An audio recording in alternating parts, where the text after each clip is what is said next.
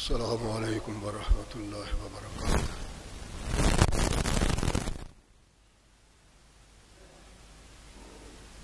الحمد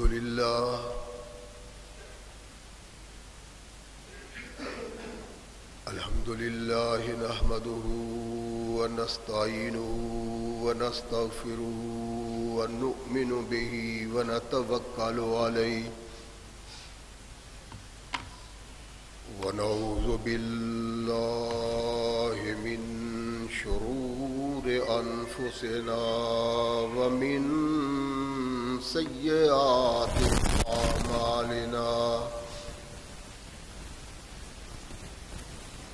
من يهده الله فلا مضل له ومن يضلل فلا هادي له ونشهد أن لا إله إلا الله وحده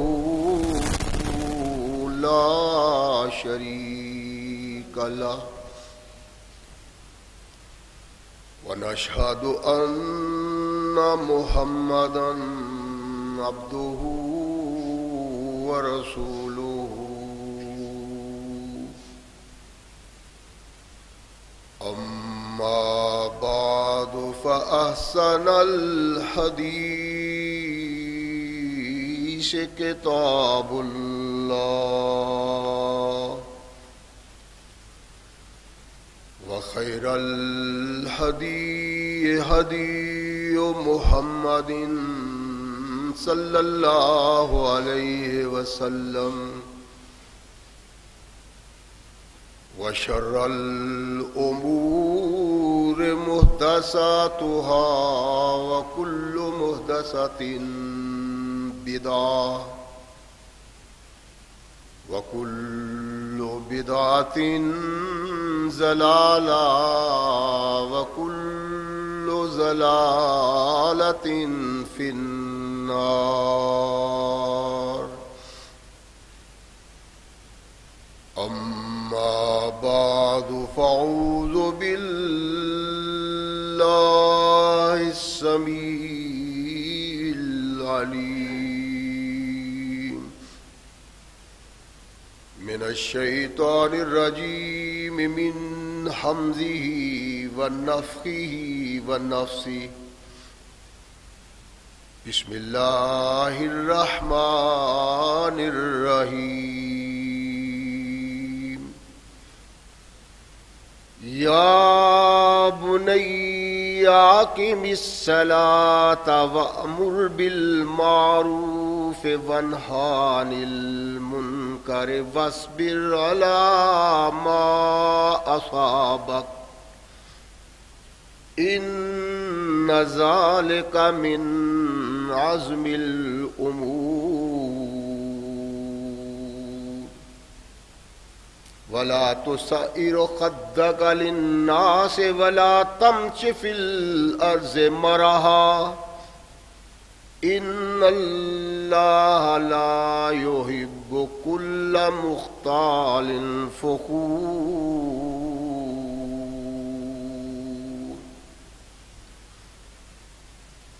صدق اللہ مولانا العظیم وصدق رسولہ النبی الکریم۔ ہر قسم کی حمد و ثنا، تعریفات و توصیفات اس خالق و مالک کے لیے ہیں جس نے اس ساری کائنات کو تخلیق دیا اور اس کی حسن و آبادی کے لیے حضرت انسان کو تخلیق فرمایا۔ کروڑوں درود و سلام اس ہستی اقدس و مقدس پہ کہ جس کا نام نامی اسم گرامی ہے محمد۔ لاکھوں رحمتیں ان نفوس قدسیہ پہ کہ جنہوں نے سرور کائنات علیہ الصلاۃ والسلام سے اس ضابطۂ حیات کو وصول کیا اور اس کو ہم تک پہنچانے کے لیے اپنا تن من دھن قربان کر دیا۔ اللہ کی یہ بہت بڑی کرم نوازی ہے کہ اس نے اس ضابطۂ حیات کو ہم تک پہنچانے کے لیے ایسے مضبوط ذرائع اور اسباب استعمال فرمائے کہ ان کی موجودگی میں ببانگ دہل کہا جا سکتا ہے کہ یہ ضابطۂ حیات جو آج قرآن کی صورت میں ہمارے ہاتھوں میں موجود ہے، یہ وہی ضابطۂ حیات ہے جو آج سے کم و بیش 1450 سال پہلے نبی کائنات اور رسول ثقلین حضرت محمد رسول اللہ صلی اللہ علیہ وآلہ وسلم پہ انسانوں کی رشد و ہدایت کے لیے نازل ہوا۔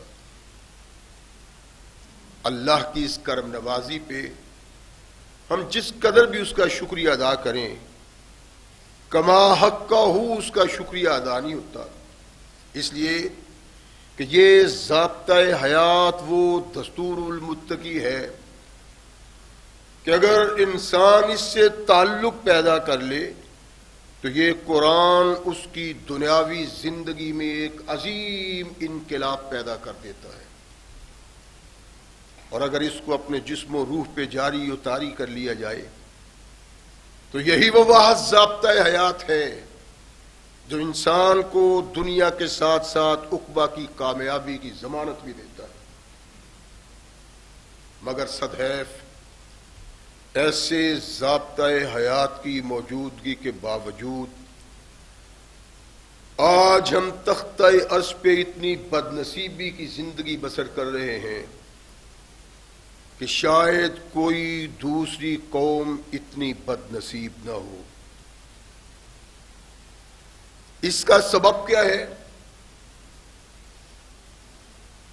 ذرا اپنے اندر جھانکیں گے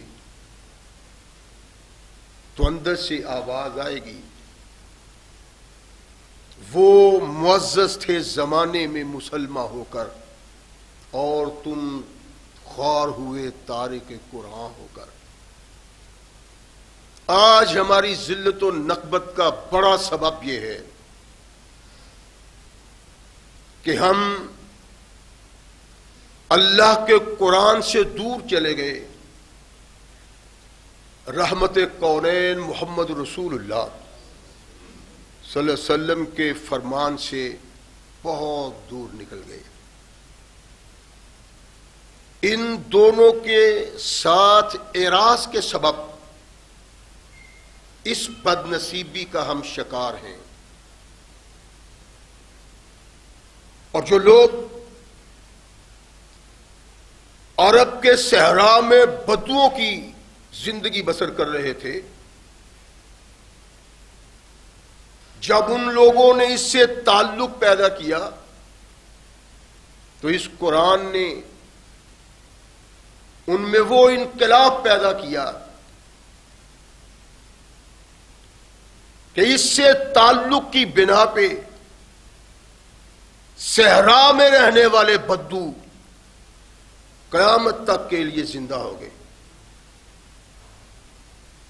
ہم عقل و شعور، فہم و فراست، دنیاوی تعلیم کے نقطہ نگاہ سے کہاں پہنچ گئے، لیکن ایمانی نقطہ نگاہ سے ہم ذلت و نکبت کا شکار بن گئے۔ وہ لوگ کیا تھے؟ کلمہ توحید و رسالت ان لوگوں نے پڑھا تھا اور ہم بھی پڑھتے ہیں۔ پھر سبب کیا ہے کہ وہ تو زمین کی نکبتوں سے اٹھے، آسمان کی پنہائیوں تک پہنچے، اور ہم آج جس ذلت و نکبت کا شکار ہیں وہ اپنی آنکھوں سے دیکھتے ہیں اور کانوں سے سن رہے ہیں۔ کیا تھے وہ لوگ؟ رحمت کونین محمد رسول اللہ صلی اللہ علیہ وسلم نے نعرہ توحید بلند کیا مکہ کی وادی میں، مکہ والوں نے جینا دو بر کر دیا۔ بدنصیبی ان لوگوں کی کہ کائنات کا وہ گوہر نایاب اللہ نے ان کی جھولیوں میں رکھا، لیکن وہ بدنصیبی کی بنا پہ قبول نہ کر سکے۔ اللہ کے نبی کی رسالت کا پیغام قرب و جوار میں پہنچا، چلتے چلتے دور دراز بستیوں میں پہنچا۔ ایک بستی تھی یثرب، کونین کے آقا ثقلین کے تاجدار محمد رسول اللہ صلی اللہ علیہ وسلم کا یہ پیغام وہاں پہنچا۔ چند آدمیوں کی معرفت جو مکہ آئے تھے، رسول ثقلین علیہ الصلوۃ والسلام سے ملاقات ہو گئی۔ چند لمحوں کی ملاقات نے انقلاب پیدا کر دیا۔ دوسری بار آئے، رحمت کائنات سے عرض کیا کہ کوئی مبلغ دیں۔ کونین کے آقا نے مبلغ دیا، وہ تبلیغ کرتا ہے وہاں۔ رسول ثقلین علیہ الصلوۃ والسلام کو دیکھا نہیں، غائبانہ طور پہ ایمان قبول کرنے والے کو دلوں میں اللہ کے رسول کی عقیدت بہت زیادہ تھی۔ وہاں دن رات ایک سوچ تھی کہ محمد ایک اللہ کے رسول ہیں صلی اللہ علیہ وسلم، ہم اس کو ماننے والے ہیں، لیکن دیدار نصیب نہیں ہوا۔ بہت سارے لوگ رحمت کائنات علیہ الصلوۃ والسلام کی آمد سے پہلے دیدار کے بھوکے، آمد کے منتظر، خیالی پلاؤ دل و دماغ میں پکاتے کہ وہ کیسا ہوگا، ملے گا تو کیا ہوگا۔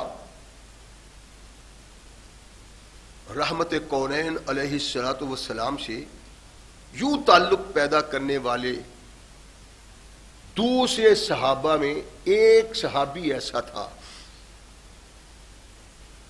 جو دن رات اس بات کا منتظر تھا کہ کب رسول ثقلین تشریف لائیں۔ اللہ کے نبی تیاری کر رہے ہیں، ان کے دل کھلے ہوئے ہیں، شاداں ہیں، فرحاں ہیں جب یہ معلوم ہوا کہ نبی ایک کائنات ہمارے ہاں تشریف لا رہے ہیں۔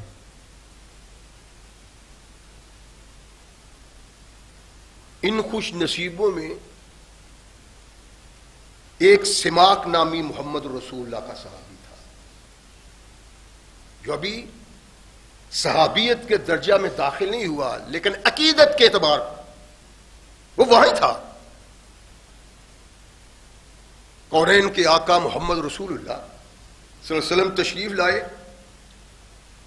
یہ اللہ کے نبی کے دیدار سے اپنے سینے کو ٹھارتا ہے، اور پھر 10 سال تک محمد رسول اللہ صلی اللہ علیہ وسلم کی غلامی کی زندگی بسر کی ان کی آنکھوں کے سامنے۔ لیکن عجیب بات ہے کہ ان 10 سالوں میں کونین کے آقا محمد رسول اللہ صلی اللہ علیہ وسلم کے بیانات ہوتے رہے، اس سے کوئی حدیث مروی نہیں ہے کتابوں میں،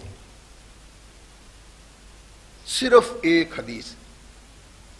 اس کا سبب کیا ہے؟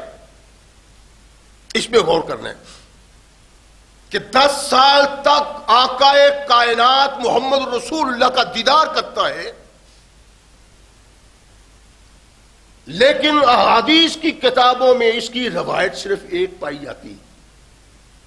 کیوں؟ اس لیے کہ اس کی ایک سوچ اور فکر تھی جو دوسرے صحابہ سے تھوڑی سی مختلف تھی، کہ دامن آقا سے وابستہ ہوا ہوں اللہ کی توحید کے لیے، اور توحید سے وابستگی کے بعد یہ ثابت کرنا ہے کہ اس کائنات میں اگر میرا کسی سے تعلق ہے تو وہ اللہ کی ذات ہے یا محمد رسول اللہ۔ ابھی زیادہ وقت نہیں گزرا کہ رحمت کونین علیہ الصلوۃ والسلام کو علم ہوا کہ مکہ کے لوگ مدینہ پہ حملہ آور ہونے کو آ رہے ہیں. تھوڑی سی تیاری کی. یہ بھی ساتھ ہے 313,000 کے لگ بھگ وہ لوگ. پریشانی تو تھی لیکن کس کو؟ صحابہ کو؟ نہیں، کونین کے آقا محمد رسول اللہ صلی اللہ علیہ وسلم کو ان کی کمزوری کا احساس تھا. لیکن جب دل میں ایمان سما جائے، اللہ سے تعلق پیدا ہو جائے، تو پھر کائنات کی کسی طاقت کی کوئی حیثیت دل و دماغ میں نہیں رہتی. اگر خوف ہے تو رب کائنات کا، اس کے علاوہ تمام کائنات کی طاقتیں ان کے سامنے زیرو تھیں. ایک بڑا صاحب رحمت کائنات کے صحابہ کا جو قیامت تک زندہ ہو گئے، تاریخ لکھنے والا، اپنا ہو یا بیگانہ، دوست ہو یا دشمن، یہ کہنے پہ مجبور ہے کہ محمد کو اللہ نے وہ ساتھی دیے جو آدم سے لے کر اب تک کسی دوسرے کو نہیں دیے. اور بد نصیبی ہے کہ جس کو مخالف، دشمن، کافر کہے کہ ان جیسا کوئی نہیں، مسلمان کہلانے والا کہے کہ نہیں، یہ تو سچے پکے صحیح مسلمان ہی نہیں تھے. اس کا نتیجہ پھر نکلے گا. لیکن ایسے بد نصیبوں کا کردار اس دنیا میں بسنے والے لوگوں کے سامنے ہے جنہوں نے صحابہ رسول سے بغض رکھا. اللہ نے زمین کے اوپر ان کی عزت و وقار کو پامال کر کے رکھ دیا. وہ ایک دوسرے کی عزت نہیں کرتے، ایک دوسرے کو برا کہتے ہیں. کیوں؟ اس لیے کہ یہ نبی رحمت محمد رسول اللہ صلی اللہ علیہ وسلم کے ان صحابہ سے بغض رکھتے ہیں جن جیسا چشم فلک نے کوئی دوسرا انسان نہیں دیکھا. بدر کے میدان میں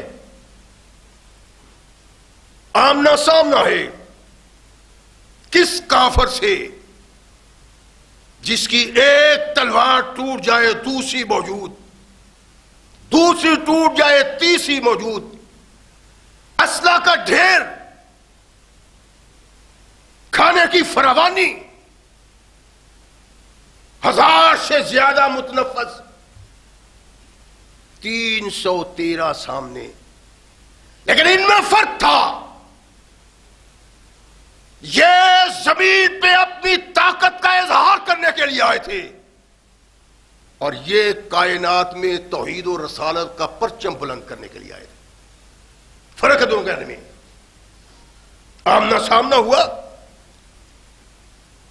عاصم نامی ایک کافر، لمبا چوڑا جوان ہے، گرانڈیل جوان، وہ پھنکارتا ہوا صفوں سے باہر نکلتا ہے اور کہا قریشیوں، آج تمہارا سامنا اس شخص کے ساتھ ہے جس نے رشتوں کو توڑا، قبائل میں افتراء کو انتشار پیدا کیا، گھر گھر میں انتشار ہے. ایسے شخص سے ہاتھ نہیں کھینچنا. اب اگر ہم واپس جائیں تو زمین سے اس فتنہ کو ختم کر کے جائیں گے. میں زندہ رہوں گا یا اس شخص کے خون کے ساتھ اپنی تلوار کو سرخ کر لوں گا. یہ کونین کیا تھا؟ محمد رسول اللہ. ایک صحابی رسول کے کانوں میں یہ آواز پہنچتی ہے. وہ پھنکارتا ہوا باہر آیا. طرفین دیکھتے ہیں اور تو رحمت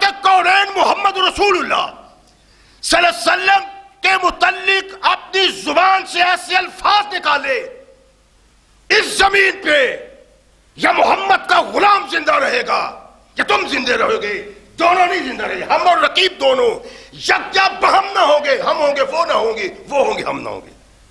کائنات کے آقا محمد رسول اللہ صلی اللہ علیہ وسلم کا یہ غلام آگے بڑھتا ہے، تلوار چلتی ہے، انسان کی آنکھیں دیکھتی ہیں، یہ اس کے مقابلے میں پرکا کی حیثیت نہیں رکھتا، کمزور، ناتواں، وہ گرانڈیل جوان، لیکن وہ گرانڈیل جوان اپنے دل میں بتوں کی محبت لے کے آیا تھا، اس کے دل میں خالق کائنات کی محبت تھی، اس کا یقین بیکار معبودوں پہ تھا، اس کا یقین ساری کائنات کو تخلیق دینے والے پہ تھا۔ پھر چشمے فلک نے دیکھا، وہ گرانڈیل جوان، وہ طاقتور، توانا، اس کمزور کے سامنے اس کے قدموں میں دو ڈھیر ہوئے پڑا دیکھا۔ ابھی سیدھے نہیں ہوئے کہ ایک اور آیا، رحمت کونین محمد رسول اللہ صلی اللہ علیہ وسلم کے اس دیوانے پہ حملہ کرنے کے لیے۔ کونین کے آقا محمد رسول اللہ اپنی آنکھوں دیکھ رہے کہ یہ میرا غلام کیا کردار ادا کر رہا ہے، جنگ کا ماحول، تلوار چل رہی ہے، رحمت کونین محمد رسول اللہ اپنے غلام کو دیکھتے ہیں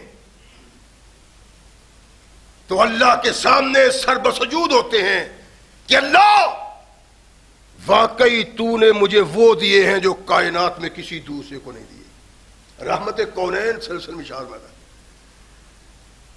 اللہ نے مجھے سارے انسانوں میں سے یہ منتخب کر کے میرے دامن سے وابستہ کیے۔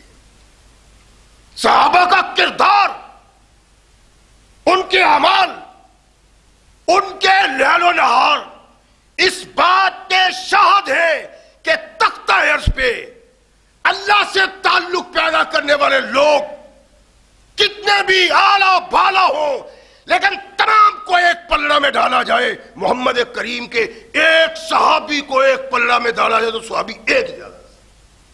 کردار ایسا تھا، سوچ ایسی تھی، افکار ایسے تھے۔ میدان بدر میں تلوار چل رہی ہے،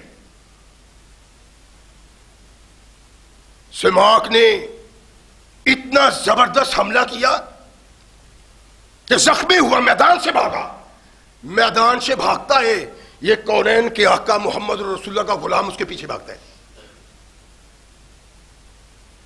ایک خندق میں گر گیا، اس نے بھی چھلانگ لگائی اور اس خندق میں اتر کے رحمت کائنات محمد رسول اللہ صلی اللہ علیہ وسلم کے اس دشمن کو اپنے ہاتھوں سے قتل کیا جس کی زبان پہ محمد رسول اللہ کے خلاف چند ناگوار کلمے نکلے تھے۔ تو اتنا پریشان کیوں ہے؟ اور اس کا سبب یہ ہے کہ جو محمد کو اللہ کا رسول مانتا ہے وہ سب کچھ گوارا کر سکتا ہے، کائنات کے آقا کی توہین گوارا نہیں کر سکتا۔ ایمان یہ ہے، مسلمان اس کو کہتے ہیں، اور یہ کردار محمد رسول اللہ کے صحابہ نے پیش کیا۔ کہنے والے، دیکھنے والے، لکھنے والے لکھتے ہیں کہ ایسے واقعی چشمے کائنات نے انسان نہیں دیکھے۔ تھوڑے سے لوگ تھے، صرف مدینہ کی بستی میں چند ہزار، لیکن وہ کائنات کی تمام طاقتوں سے ٹکرائے۔ اس کا سبب یہ تھا کہ ان کے دلوں میں اللہ کی توحید تھی اور زندگی کا مقصد وہ اللہ کے قرآن اور محمد کے فرمان کو زمین کے آخری کناروں تک پہنچانا چاہتے تھے۔ اس کے لیے جان جاتی ہے تو جائے، مال و زر، آل اولاد سب کچھ قربان۔ یہ محمد رسول اللہ کے صحابہ ہیں۔ رحمت کائنات علیہ الصلوۃ والسلام جھوم جاتے ہیں جب اپنے کسی صحابی کا یہ کردار دیکھتے ہیں، اور یہ اللہ کے نبی کی آنکھوں میں ان کی نگاہوں میں ایسا بسا کہ ثقلین کے تاجدار محمد رسول اللہ صلی اللہ علیہ وسلم اس سے محبت اور پیار رکھتے ہیں.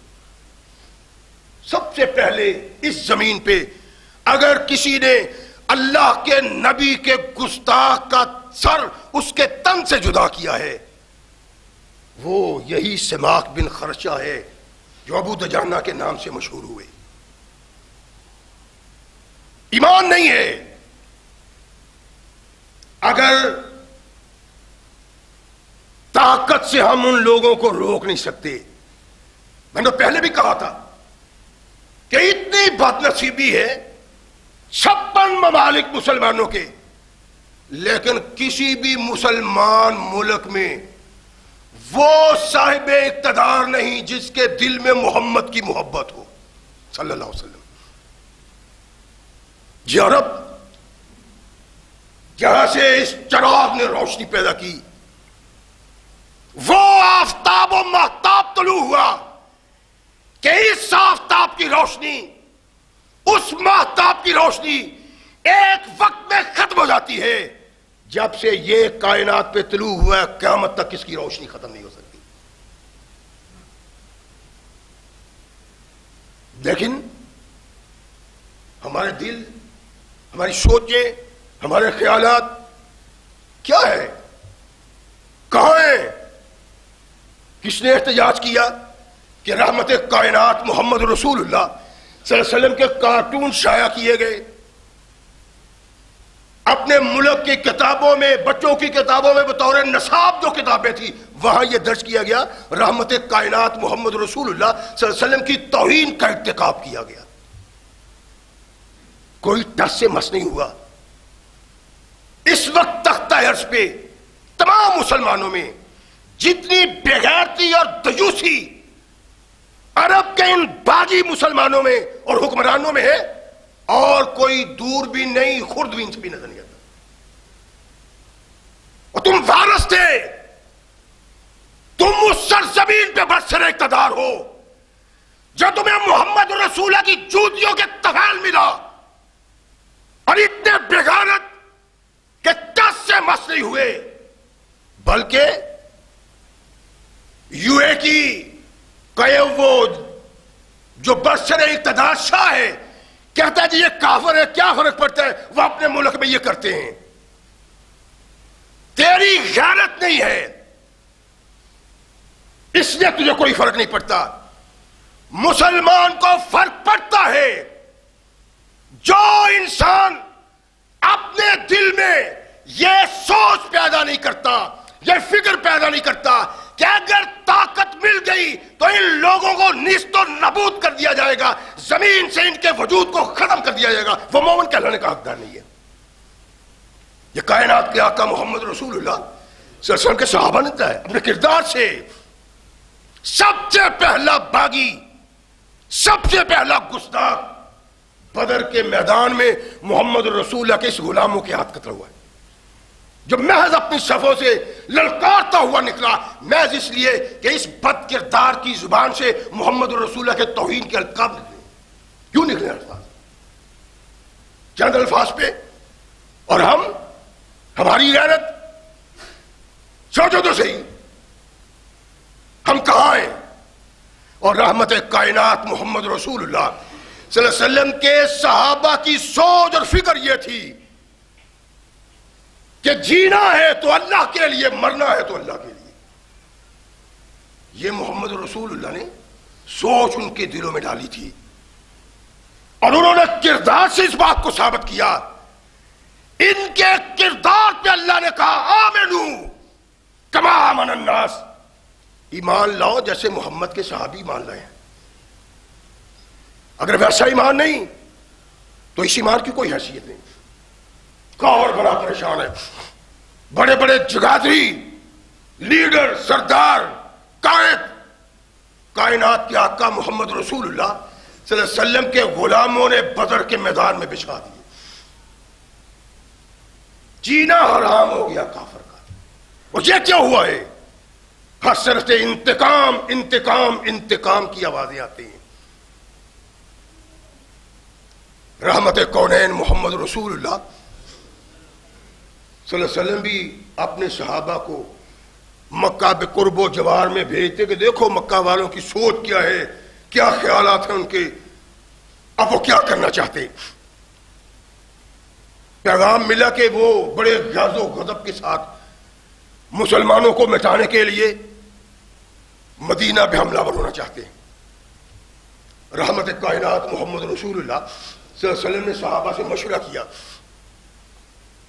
بزرگ صحابہ اور بعض منافق یہ چاہتے تھے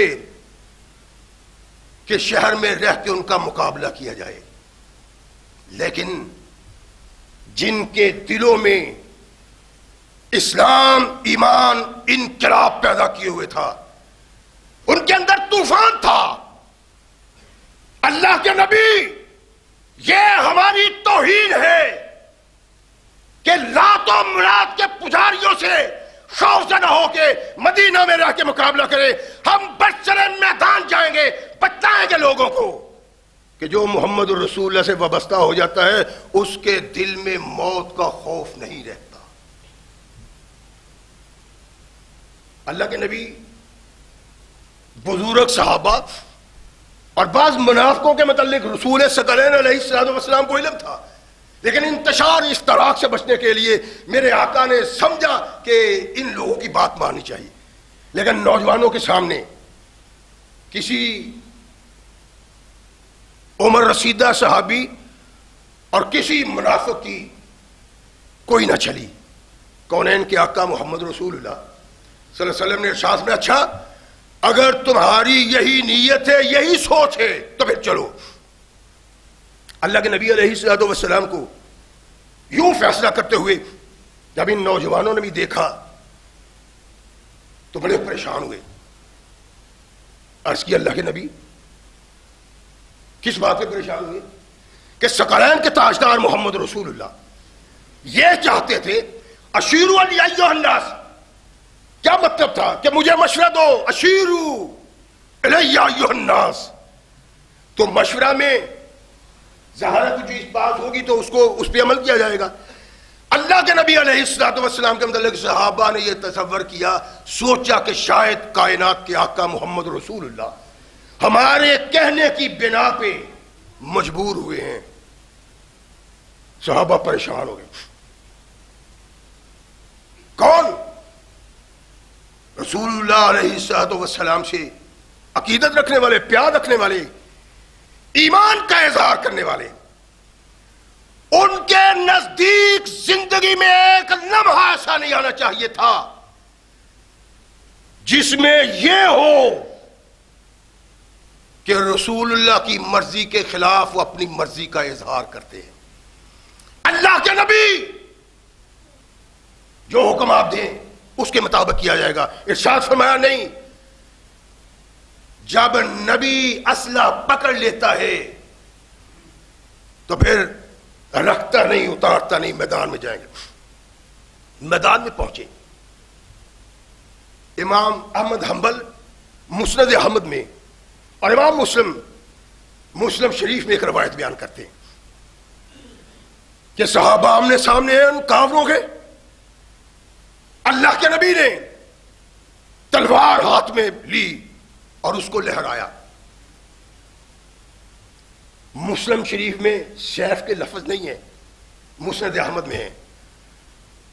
یہاں من یاخذ منی ھذا، تلوار کو لہرایا، کہا یہ مجھ سے کون لے گا. اور مسند میں ہے من یاخذ ھذا السیف، یہ تلوار مجھ سے کون لیتا ہے. راوی کہتا ہے کہ اللہ کے نبی کی زبان سے نکلا، تلوار لہرائی، تمام صحابہ انا انا انا یا رسول اللہ، اللہ کے نبی مجھے عنایت فرمائیں، مجھے اللہ کے نبی، مجھے اللہ کے نبی. چاروں طرف سے آوازیں آتی.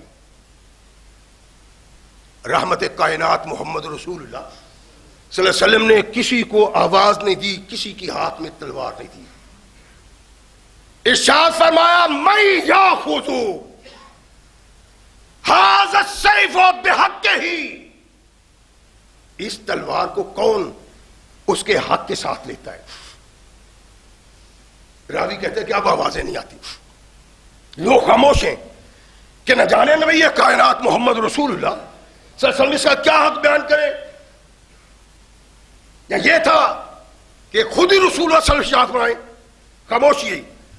تاریخ احادیث کی مختلف کتابوں کے مطالعہ سے پتہ چلتا ہے کہ دو انسان تھے جنہوں نے اس کے بعد اللہ کے نبی سے عرض کیا کہ اللہ کے نبی ہم حاضر ہیں.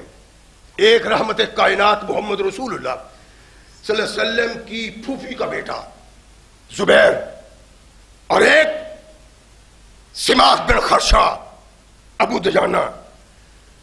اللہ کے نبی ہم اس تلوار کو لیتے ہیں. معاملہ ختم ہوا. سماک کہتے ہیں اللہ کے نبی اس کا حق کیا ہے؟ جس تلوار کو دینے کے ساتھ آپ کچھ حق بیان کرتے ہیں تلوار کا، وہ حق تو بتلائیں. رحمت کائنات محمد رسول اللہ صلی اللہ علیہ وسلم نے ارشاد فرمایا سماک اس کو کسی مسلمان پہ نہ چلایا جائے، اور کافر پہ اتنا چلایا جائے کہ تلوار ٹیڑھی ہو جائے. انا آخذہ بحقہ، اللہ کے نبی میں اس کو اس کے حق کے ساتھ لیتا ہوں. ثقلین کے تاجدار محمد رسول اللہ صلی اللہ علیہ وسلم نے تلوار بڑھا دی اس کی طرف، ابو دجانہ کی طرف. تلوار لی اور ابو دجانہ دونوں کے درمیان، کافر اور مسلمان کی صفوں کے درمیان سورخ پٹی باندھ کے بڑے متکبرانہ انداز سے چلتے، تفاخر سے، عقل کے، اترا کے. یہ محمد رسول اللہ کا صحابی ہے صلی اللہ علیہ وسلم. اللہ کے نبی نے تو ارشاد فرمایا اللہ بہت ناراض ہوتا ہے یوں تکبر کے ساتھ چلنے والے کے لیے. رحمت کونین محمد رسول اللہ صلی اللہ علیہ وسلم نے ارشاد فرمایا، صحابہ کو اس کا علم تھا. ارشاد فرمایا جو انسان زمین پہ متکبرانہ چال چلتا ہے عرش والے کی جبین پہ بل پڑ جاتے ہیں. رحمت کائنات علیہ الصلوۃ والسلام نے ارشاد فرمایا کہ میرے اللہ نے کہا ہے جو تکبر کا اظہار کرتا ہے، نکفت کا اظہار کرتا ہے، اتراتا ہوا چلتا ہے، اللہ اس سے ناراض ہو جاتے ہیں. ارشاد فرمایا کہ اللہ کہتے ہیں کہ تکبر سے چلنے والے، نکفت سے چلنے والے، اترا کے چلنے والے، پھول پھاڑ کے چلنے والے انسان کے ساتھ اللہ اتنا ناراض ہے، اتنا ناراض ہے کہ قیامت کو جب اس متکبر انسان کو اٹھائے گا، ارشاد فرمایا شکل تو انسانوں والی ہوگی لیکن جسم چیونٹیوں والا ہوگا، تکبر کرنے والا. آپ غور فرمائیں، اپنے چودھری، لیڈر، بڑے، کیا حال ہے ان لوگوں کا. اور اللہ کے نبی محمد رسول اللہ صلی اللہ علیہ وسلم ارشاد فرماتے ہیں کہ قیامت کے دن ان کو اس حال میں اٹھایا جائے گا. وَيَسَاقُونَ إِلَىٰ سِجْنٍ فِي جَهَنَّمَ، کہا کہ جیل خانے میں ان کو ڈالا جائے گا، جہنم کی جیل خانے میں. کن کو؟ جو متکبرانہ چال چلتا ہے. اور کائنات کے آقا کا یہ فرمان اور صحابی رسول وہی چال اس میدان میں چل رہا ہے. ارشاد فرمایا کہ اتنی بات سے ہی ختم نہیں، معاملہ ہو جائے گا کہ جہنم میں ایک آگ کے انبار میں ان لوگوں کو ڈالا جائے گا. بہت بڑا الاؤ ہے، چیخو پکار، جل رہے ہوگے اس آگ میں. فرمایا جب ان کو پانی کی ضرورت ہوگی، ایسے لوگوں کو جو متکبرانہ زندگی بسر کرتے ہیں، انا ولا غیری، میں ہی میں ہوں، اتنے بد نصیب ہیں کہ شاید اس دنیا میں ایسا بد نصیب کوئی مسلمان کم ہو. آپ نے دیکھا کہ نہیں یہاں کے چودھریوں کو، بٹوں کو، جٹوں کو، بڑے بد نصیب لوگ ہیں. اکثر ایک کو میں نے دیکھا ہے کہ موٹر سائیکل پہ بیٹھا ہوا ہے نوکر غلام، تو اس نے کسی آدمی کو چلتے ہوئے سلام کہہ دیا. اللہ کے نبی نے کہا ہے کہ سواری والا پیدل کو سلام کہے، اس بد نصیب نے، نوکر نے، خادم نے بٹ صاحب کی سواری پہ بیٹھے ہوئے ایک آدمی کو سلام کہہ دیا. اتنی اتنی بڑی گالیاں نکال کے دے جا میری موٹر سائیکل سے، اور میرے ساتھ بیٹھ کے تو کسی کو سلام کہتا ہے. یہ تکبر کی انتہا ہے. ایسے چودھری لمبردار بٹ چٹ اللہ کی نگاہوں میں مکتوب ہے. قیامت کے دن ان کو جہنم کے الاؤ میں ڈالا جائے گا. اور رحمت کائنات محمد رسول اللہ صلی اللہ علیہ وسلم نے ارشاد فرمایا جب پینا چاہیں گے تو جہنمیوں کے زخموں کی لو اور پیپ پلائی جائے گی. رحمت کونین محمد. تین انسان ہیں لا یتکلمہم اللہ ولا یزکیہم ولا ینظر الیہم ولہم عذاب علیم. تین بد نصیب لوگ ہیں، اللہ نظر رحمت نہیں ڈالے گا، پاک نہیں کرے گا، کلام نہیں کرے گا. ان میں ایک یہ بد نصیب ہے جو محتاج تکبر کرتا ہے، نخوت کرتا ہے، انانیت کا دعویٰ کرتا ہے. اللہ کے نبی علیہ الصلوۃ والسلام نے ارشاد فرمایا کہ ثقلین کے تاجدار محمد رسول نے کہا کہ سنو، تکبر نہ کرو، بڑائی اللہ کی چادر ہے، عظمت اللہ کا اظہار ہے. ارشاد فرمایا جو مجھ سے یہ چھین، مسلم کی روایت ہے، جو مجھ سے ان میں سے کسی چیز کو چھیننا چاہے گا ادخلتہ النار، میں اللہ اس کو جہنم کی آگ میں داخل کروں. اللہ کے نبی علیہ الصلوۃ والسلام کا یہ فرمان، رحمت کائنات محمد رسول کا صحابی، چال تو وہی چل رہا ہے، لیکن اللہ کے نبی کے صحابہ وہ مقدس شخصیات ہیں کہ جن کی بنا پہ اللہ اپنے قانون کو بدل دیتا ہے. رحمت کونین علیہ الصلوۃ والسلام نے ابو دجانہ کو دیکھا، سماق کو صحابہ نے دیکھا، کونین کی آقا نے ارشاد فرمایا اس میں شک نہیں جو میں کہتا ہوں کہ یبغض اللہ، جو آدمی تکبر سے چلتا ہے، نخوت سے چلتا ہے، وہ اللہ کا مقبوض ہے.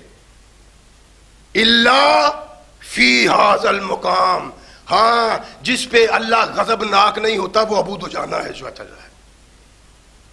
اللہ کے نبی کا صحابی میدان قتال میں اللہ کا سپاہی بن کے کافر کے سامنے اکڑ کے چلتا ہے. میرے اللہ نے، میرے آقا نے ارشاد فرمایا کہ اس مقام پہ جو یوں متکبرانہ اکڑ کے چلتا ہے اللہ اس سے ناراض نہیں ہوتا.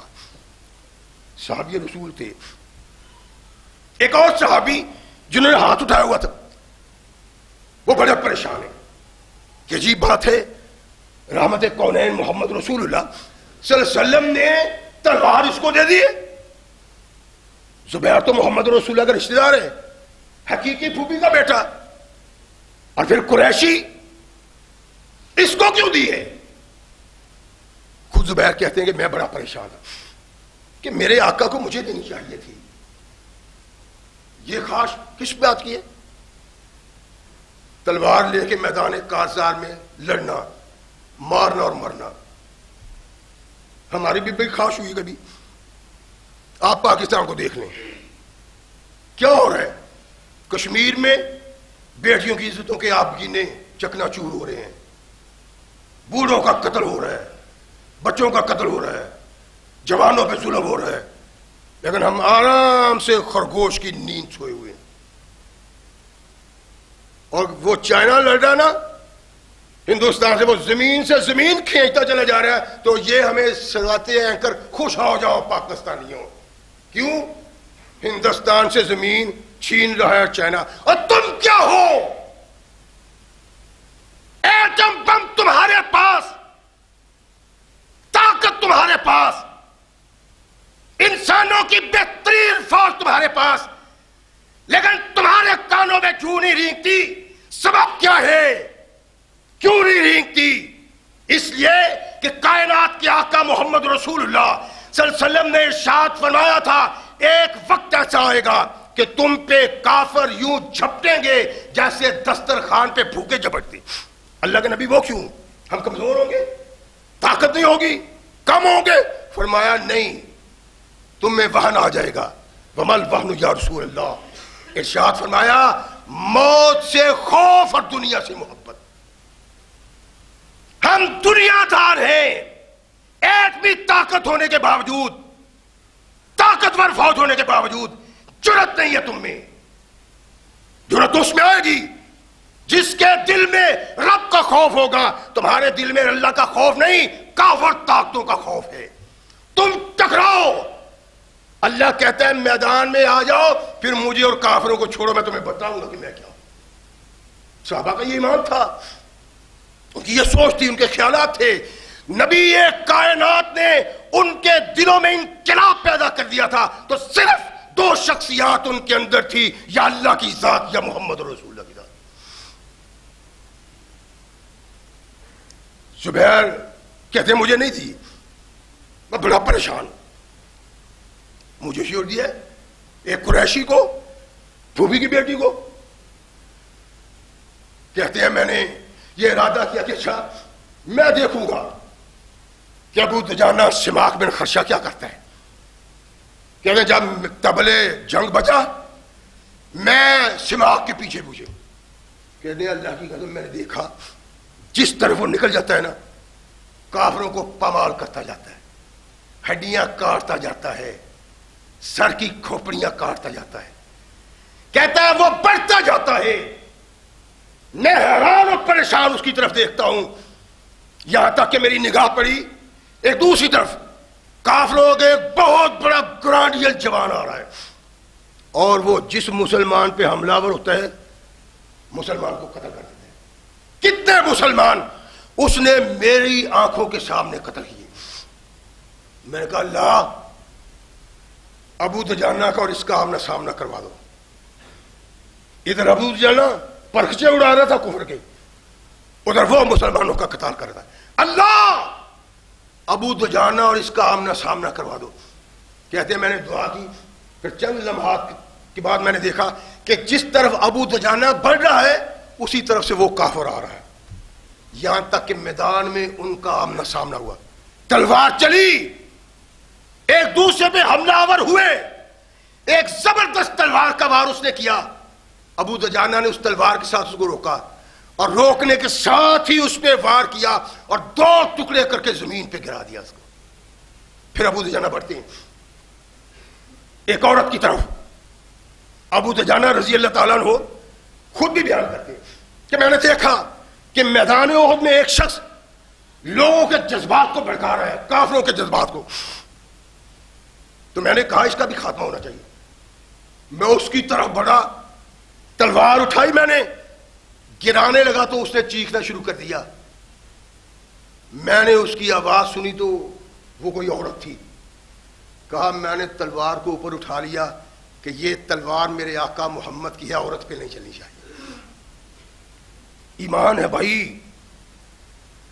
اور صحابہ کی زندگیاں نمونہ ہے۔ اس سبب کائنات کے آقا محمد الرسول اللہ پہ قرآن نازل ہوتا ہے۔ قرآن کہتا ہے قیامت تک آنے والے لوگوں آمنو کما آمن الناس۔ ایمان اگر ایسا نہیں ہے تو اپنے ایمان کی فکر کرنی چاہیے۔ یہ رحمت کائنات محمد رسول اللہ صلی اللہ علیہ وسلم کا غلام ہے، اور ساری میں نے عرض کیا تھا نا ابتدا میں، اسے کوئی روایت نہیں حدیث کی کتابوں میں، صرف ایک روایت ہے۔ اس کا سبب یہ ہے کہ ہر وقت میدان قتال میں اللہ کی توحید کا پرچم لہراتا رہا ہے۔ کائنات کے آقا محمد رسول اللہ صلی اللہ علیہ وسلم کی وفات کے بعد ارتداد کی آگ چلی، لوگ مرتد ہو رہے ہیں۔ ابھی بکر صدیق ان کا سامنا کرتے ہیں، مقابلہ کرتے ہیں، مقاتلہ کرتے ہیں. لوگوں نے کہا، ساتھیوں نے کہا ابھی بکر نرمی کیجئے. فرمایا نہیں، نرمی والی بات کیا ہے؟ جو میرے آقا کو ایک رسی زکات میں دیتا تھا، اگر اس نے نرمی تو میں اس کا سر تن سے جدا کر دوں. مومن پھر ایمان لا کے ان مرتدوں کے خلاف کھڑے ہوئے. تاریخ اسلام میں اس دور کی زبردست لڑائیوں میں سے یمامہ میں ایک لڑائی ہے. مسیلمہ کذاب سے جو رحمت کائنات محمد رسول اللہ کے بعد صدیق اکبر کی خلافت میں ہوئی. اتنی سخت لڑائی تھی، کافر اتنی بے جگری سے لڑ رہا تھا کہ مسلمانوں کے قدم ڈگمگا رہے تھے، کبھی آگے کبھی پیچھے. رحمت کائنات محمد رسول اللہ صلی اللہ علیہ وسلم کے ان غلاموں میں چاند ایک نے، میں نے ان کا عرض کر دیا ہوا، ان کا ذکر ہو گیا ہوا، انہوں نے نعرہ بلند کیا کہ کیا کرتے ہو؟ اور نبی کائنات کی زندگی میں تم نے کافروں کو پچھاڑا، پاؤں کے نیچے روندا، اب قیامت کو کیا جواب دو گے؟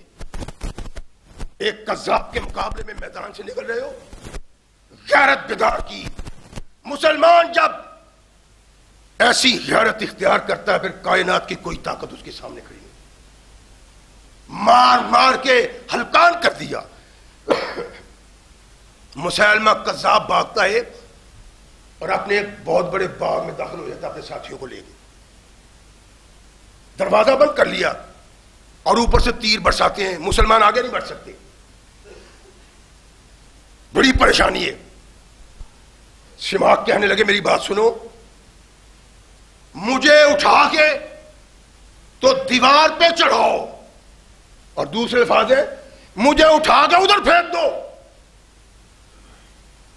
ابو دجانہ اتنا طاقتور کافر جب مضبوط ہے، اس کا کوئی خوف نہیں، کوئی ڈر نہیں. قتل کو دعوت دے رہے ہو. کہا جو بھی ہوگا ہو جائے، میں نہیں چاہتا میری زندگی میں محمد کے دین پہ آنچ آ جائے. اٹھاؤ مجھے. صحابہ پریشان ہے، خاموش. پھر کہا، اٹھایا. فن کسارت رجلہ. علامہ ابن عبد البر لکھتے ہیں الاستیاب میں کہ دوسری طرف پھینکا، پاؤں کے بل گرے، پاؤں کی ہڈی ٹوٹ گئی. لیکن تلوار چلاتے ہیں. تلوار چلا کے دروازے کے قریب پہنچتے ہیں. برا بھی وہاں چھلانگ لگا کے آ جاتے ہیں. کافر تلوار چلاتا ہے، تیر چلاتا ہے، برچیاں چلاتا ہے. یہ زخموں سے چور دروازے کے قریب پہنچ گیا. جام شہادت پیا اور فتح کا دروازہ بھی کھول دیا. یہ کون ہے؟ ان کے آقا محمد رسول اللہ کے صحابہ ہیں. ان صحابہ کی بنا پہ آج ہم مسلمان ہیں. اگر یہ صحابہ نہ ہوتے تو ہمارے اسلام والی بات کوئی نہیں تھی. اور یہ کوئی معمولی شکتی نہیں ہے. بیمار ہوئے ابو دجانہ تو لوگ تیمارداری کے لیے جاتے. لوگوں نے دیکھا، وہ بھی صحابی تھے، کہ سماق کا چہرہ چمک رہا ہے، روشن. یہ پہلے تو ایسا نہیں تھا. اور بیماری کے وقت تو اس کو زرد ہونا چاہیے. کب کا بیمار ہے تو یہ چمکتا ہوا چہرہ، دمکتا ہوا چہرہ. صحابہ سوال کرتے ہیں، ساتھی سوال کرتے ہیں کہ مل وجہ کا، یہ تیرا چہرہ اتنا روشن، کیا سبب ہے؟ کہنے لگے پتہ نہیں، اللہ جانے. مجھے تو کوئی چیز یاد نہیں جس کی بنا پہ اللہ نے یہ مجھ پہ رحمت کی ہو کہ میرا چہرہ یوں چمکتا ہو کہ تم حیران اور پریشان ہو گئے. پریشانی والی تو بات تھی. کب کے بیمار ہو، چہرہ کی رنگت زرد ہونی چاہیے، تیرا چہرہ چمکتا ہے 14ویں کے چاند کی مانند۔ اس کا سبب کیا ہے؟ سبب نبی رحمت محمد رسول اللہ صلی اللہ علیہ وسلم نے ویسے ہی نہیں کہا تھا کہ میرے صحابہ کی طرف دیکھو، جو ان کے نقش قدم پہ چلے گا وہ جنت کا راہی ہوگا۔ اللہ کے نبی علیہ الصلوۃ والسلام کے صحابہ، ان کا کردار، ان کے لیل و نہار، اور سبب کیا ہے؟ کیوں تیرا چہرہ چمکتا ہے؟ کہتے ہیں میں نے تو کوئی ایسے عمل نہیں کیے جن کی بنا پہ میرا چہرہ چمکتا ہو۔ ہاں، دو باتیں ہیں، ایک یہ کہ میں نے اپنی زبان سے کبھی وہ بات نہیں کی جس کا مجھے فائدہ نہ پہنچتا ہو۔ ہم بھی یہی کرتے ہیں نا، چغلی، غیبت، گالی، جھوٹ، مکر، فریب، ساری زندگی لیل و نہار ایسے ہی بسر ہوتے ہیں۔ کائنات کے آقا محمد رسول اللہ صلی اللہ علیہ وسلم نے ارشاد فرمایا کہ غیبت کرنے والا اپنے مردہ بھائی کا گوشت کھاتا ہے۔ تو ہم کیا کرتے ہیں؟ میں بھی آپ کے ساتھ، غور کریں، سوچیں ہمارے لیل و نہار کیسے ہوتے ہیں۔ سارا دن مجلس محفل میں غیبت، چغلی، گالی گلوچ، بکواس منہ سے کرتے ہیں۔ کائنات کے آقا محمد رسول اللہ صلی اللہ علیہ وسلم کے صحابی نے کہا اگر میرا چہرہ چمکتا ہے تو میرا خیال ہے اس لیے چمکتا ہے میں نے اپنے منہ سے کبھی وہ بات نہیں کی جو مجھے فائدہ نہ پہنچائے۔ یعنی کیا؟ نیکی، اچھائی، بھلائی، قرآن، ذکر و اذکار زبان سے صحابی کا نکلتا یہ ہے۔ فرمایا دوسری بات یہ ہو سکتی ہے کہ میرے دل میں ہر مسلمان کے دوستی کے چراغ جلتے ہیں۔ آمنو کما آمن الناس۔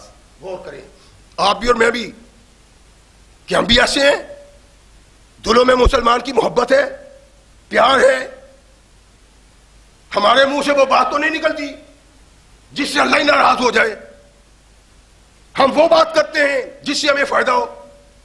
کونین کے آقا محمد رسول اللہ صلی اللہ علیہ وسلم کے صحابہ کا یہ کردار ہے، اور میرے آقا محمد رسول اللہ صلی اللہ علیہ وسلم نے ارشاد فرمایا ہے میرے صحابہ کی طرف دیکھو۔